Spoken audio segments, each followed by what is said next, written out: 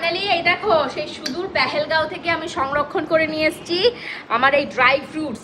তো এর ভেতরে কি নেই, সমস্ত রয়েছে। আর তোমরা দেখে বলবে এইটুকু নিয়ে এসছো না, লাস্ট ব্লগেও তোমাদেরকে দেখেছিলাম যে সুদূর কাশ্মীর থেকে আমি এই ড্রাই ফ্রুটস টেনে নিয়ে এসেছি খাবো বলে আর লোককে খাওয়াবো বলে।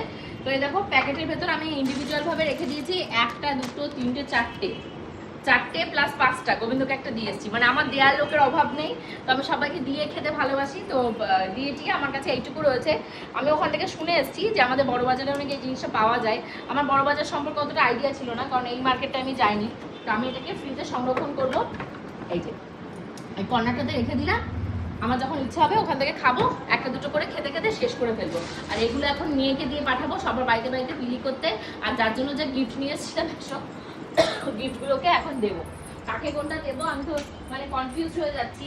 তো ওই প্যাকেট রেখে দিয়েছি, প্যাকেটের ভেতর পুরে যার যেটা বলে মানে মনে করে নিয়ে এসেছিলাম তাকে সেটাই দেবো। এই যে কোথায় চুড়িদারের পিসগুলো, এই যে চুড়িদারের পিসগুলো এখন বের করেছি, বের করে সবাইকে এখন সববারটা দিয়ে দেবো। দেখি কটা আছে।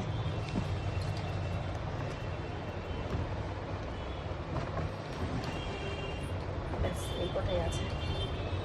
এখান থেকে বড়দিকে কোনটা দেবো বলে এনেছিলাম সেইটাই দেবো।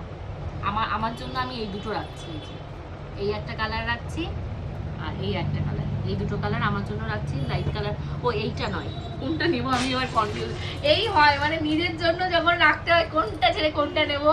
এবার দেওয়ার সময় আটটা ফেটে যায় না, আমার আটটা ফাটছে না ওরকম ব্যাপার না, আমি সবাইকে দেবো বলেই নিয়ে এসেছি। এখন বেছে দেবো কাকে কোনটা দেবো, এখন বাঁচবো বেছে সবাইকে দেবো।